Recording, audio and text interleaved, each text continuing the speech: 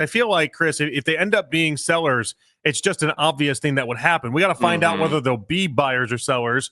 But I think the Guardians should be thinking about this one way or another. Even if you're in the buyer category, obviously you want Santana here. He's got some pop to him in the past couple weeks, and as the weather has gotten warmer, he obviously has gotten warmer. There's value. There's a reason why we're talking about him as if another team would want him. There's value there.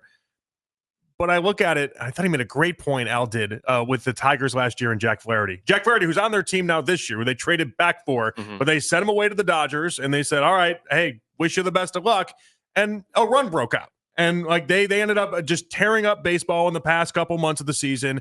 They could have used starting pitching. They went in a very bullpen-heavy display, and it ended up working out for them. I mean, they had a deep postseason run still, even without Jack Flaherty, and they got the pieces and everything else that accompanied it. I just think when you're talking about somebody like Carlos Santana, part of the conversation has to be, who is he standing in the way of? Yeah, and I think right now he's standing in the way of Manzardo. And that's a problem, right? I look at it as a problem. Like, I have a hard time, and listen, it stinks that David Fry can only DH right now.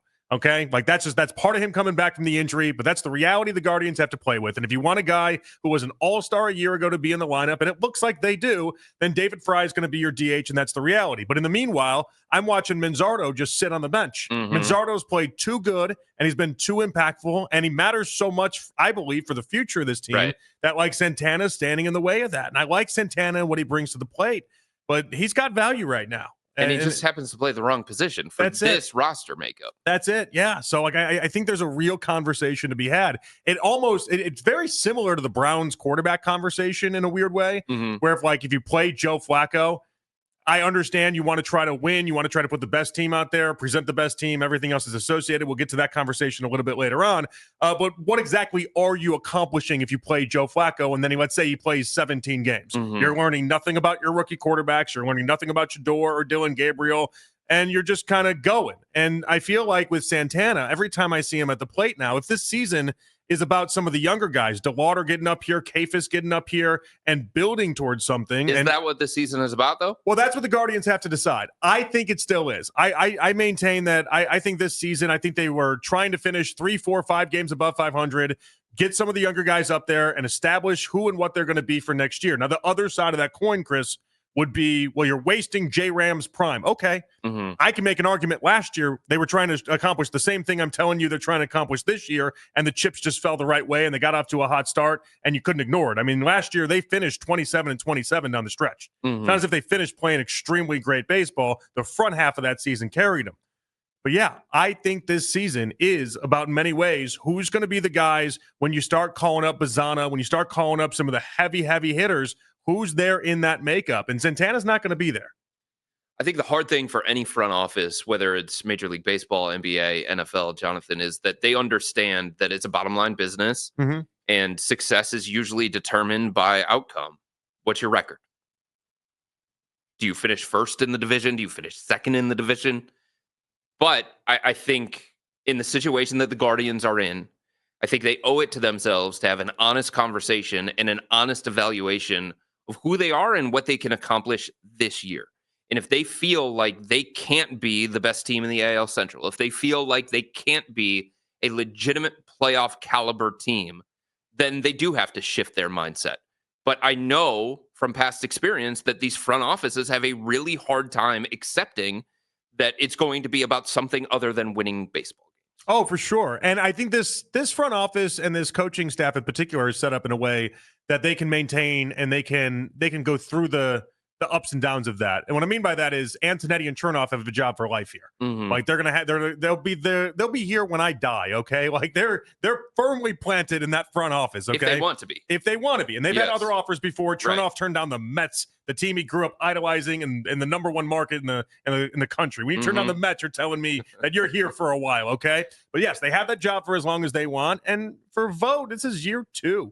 This isn't year 20. Like he's not one of these skippers that you're worried about whether or not the Guardians are just going to kick to the back. I mean, he was in the ALCS last year. That bought him some good graces, and he's going to have a chance to go through with this younger team. He's going to when he manages a team that is a deep postseason run again.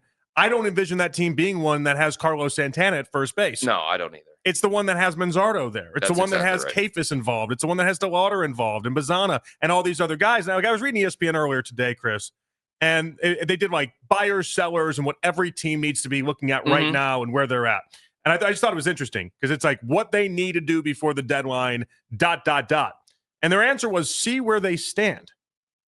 And it's like, yeah, that notion's a little bit of a cop-out. I get that. But that's exactly the spot that the Guardians are in. The same way I can talk about trading Santana is the same way a month from now, I might turn around and be like, well, Marcell Ozuna has a bad history, but if the Devil had a 900 OPS, I'd sign him to play too. So like it's a fascinating spot, and the next month or so is really going to be able to tell us exactly what you need. But I do think Guardians fans start to have an open mind in all of this discussion and a reality that does set in. Like, is Santana's at-bats getting in the way when you watch Manzardo just sitting there eating bubble gum every single night instead of actually playing in these games? It's just at some point as an organization, you have to pick a direction. And you have to be confident in that direction, and you have to have full belief in that direction. And you have to say to yourself that it's going to benefit us, maybe not in the short term, but in the long term. Well, on the other side of that, though, and I think it's just interesting to point out, is that there's a chance that it does benefit you in the short term as well. It's not Santana's great. I mean, he's good. I almost said great. That was me exaggerating for a second. He's been good lately. He's been good lately. He always heats up, and he always plays better when it gets warmer. I mean, I ragged on him for the first month of the season because it did not look good. He's played much better as of late. He's still slugging under 400 on the season, though. Like, I don't want to act like all of a sudden we have Carlos Bonds sitting there at first base. Like, you can very much get rid of him and play with the idea that any combination of Manzardo, DeLauder, Kafis, whoever you end up playing in these rotating spots as you try to figure it all out, can do what Carlos Santana has done.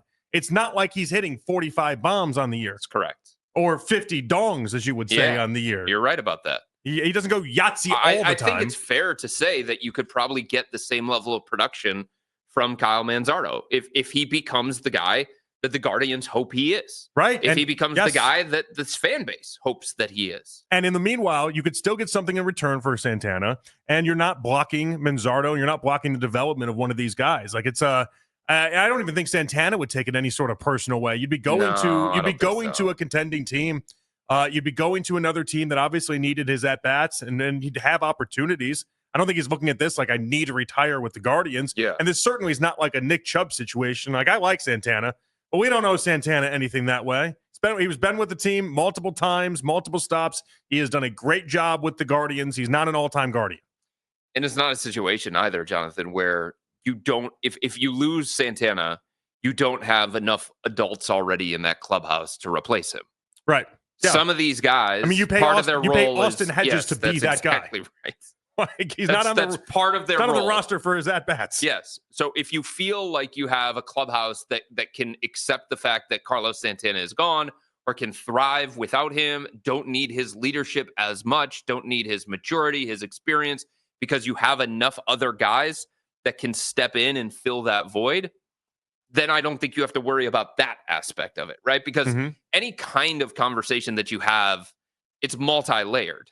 But if you start peeling back the layers, there just isn't enough benefit. And I know that he is popular. And I know that he loves it here in Cleveland. And even when he wasn't playing for the Guardians, he kept his house here. Yeah, because and then he sold it like 10 days before he got traded here. Right, but it's so unfortunate. So I mean, like, I think about that at least once every week. There are sort of emotional ties-ish with him, but when you start peeling back all these different layers, you're like, the benefits of having Carlos Santana on the roster, they just don't outweigh the downside of it. Yeah. So at that point, you have to move on, and I don't think that the Guardians are going to get a whole bunch in return for him, just from a player perspective, from a prospect perspective. But the other dominoes that could fall into place, I think that is going to make them better. Yeah, no question. Zach and Men are up next. What's up, Zach? Hey, guys. How you doing? Hey, what's up, man? You're going to think this is crazy, but this is not a terrible idea. Oh, no. Instead of a salary cap, and I'm just throwing some numbers out there, if you spend over $150 million, that team, at the end of the year, you put one loss in the loss column. And every $50 million they spend over that, 200, 250, 300, and so on, they add another loss to the end of the season record.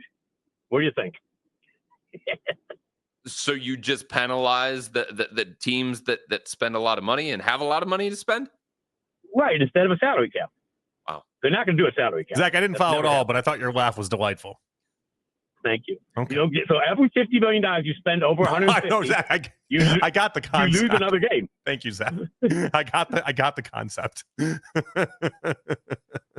I don't know that that's a huge problem. Okay. Obviously, there are teams in Major League Baseball that are very, very successful because they can spend more than other teams. Yes. We can all admit that. Yes. No one's arguing that. But at the same time, it's not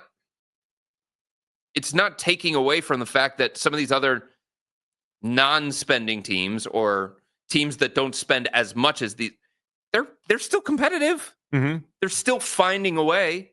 It's just a different path that they have to take. There's a different margin for error that they have. You got to be thriftier. And also, when you have some of these young players, you do have to do some of the service time manipulation, which the Guardians right now seem like they're employing. They're going to wait till June 17th before they call up DeLarder and Kafis and all these guys, because it's going to help them with the Super 2, and it's going to help them in trying to game the system a little bit more. Meanwhile, Boston calls up their young prospect, doesn't worry about that. Caglione in Kansas City, a team that probably should worry about these things, didn't have to worry about that. And Kurtz came up for the A's. Yeah, you just got to play these things just a little bit different, and that's all right.